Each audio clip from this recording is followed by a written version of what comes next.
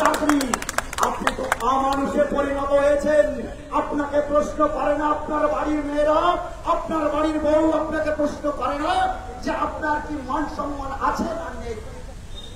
যদি থাকতো এতদিনে অতি অবশ্যই এই যে যারা আমরা গ্রুপ ডি গ্রুপ সি যোগ্য হয়ে পদে পদে কেঁদে বেড়াচ্ছি, আমাদের জন্য একবার হলেও আপনি ভাবতেন। আসলে আপনার চামড়া মোটা হয়ে গেছে, টাকা খেতে খেতে আর ঘুষ নিতে নিতে এতটাই মোটা হয়ে গেছে চামড়া যে হাসপাতালের সিরিঞ্জি পর্যন্ত আপনার শরীরে ঢোকে না মনে হয়। আর কত নির্লজ্জতা দেখাবে। বস্তির দুর্গ পতন ঘটেছিল জানেন তো, আর এসএসসি ভবনে কিন্তু সেই রকম পতন ঘটবে যদি আপনারা আমাদেরকে ফিরিয়ে দিয়ে না আসার কোন ব্যবস্থা করেন।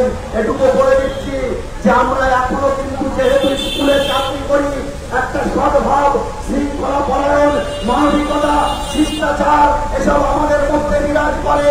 কিন্তু যদি আমরা আর 2-3 মাসের মধ্যে দেখবো যদি কোনোভাবে চাকরি আপনারা ফিরিয়ে না আনেন, তাহলে পরিষ্কার ভাবে বলে দিচ্ছি কত অফিসারকে হারিয়ে যাবেন তার কিন্তু থাকবে না, কত অফিস যে উড়ে যাবে তার কোনো হিসাব থাকবে না।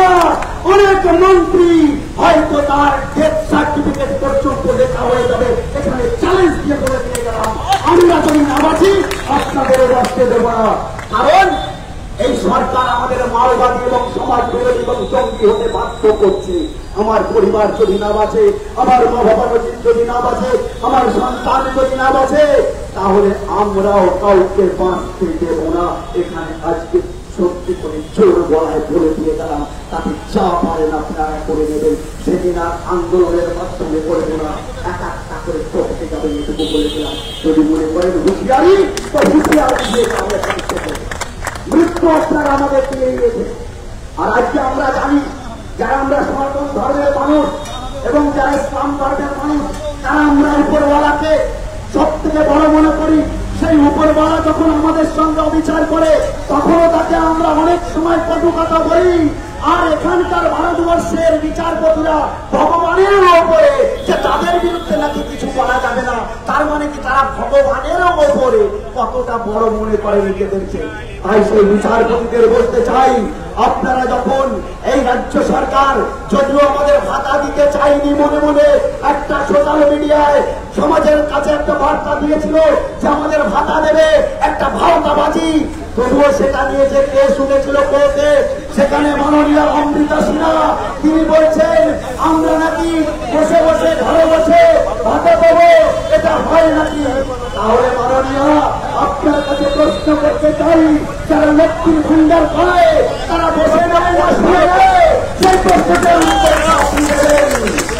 আর প্রত্যেকটা দুর্গা পুজোয় ৮০,০০০ টাকা করে ক্লাবগুলো পাচ্ছে, ৮৫,০০০ টাকা করে যে দুর্গা পুজোয় ভাতা পাচ্ছে সেই ক্লাবগুলো সরকারের কোন কাজে লাগে? তারা বসে ভাতা নেয় না শুয়ে ভাতা নেয়? তার উত্তরটা আপনি দেবেন। বার্ধক্য ভাতা, বিধবা ভাতা এরা যারা পায় তারা সরকারের কোন কাজে লাগে?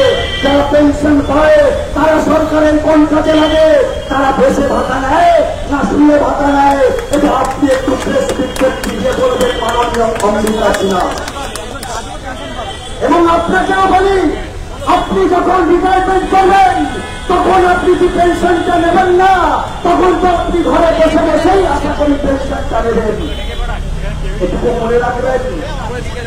আমাদের যে অবস্থা আপনারা ফেলে দিয়েছেন এই বিচার ব্যবস্থা এবং সরকার এই সমাজ, আগামী দিনে ভয় কিন্তু ভয়ঙ্কর হবে।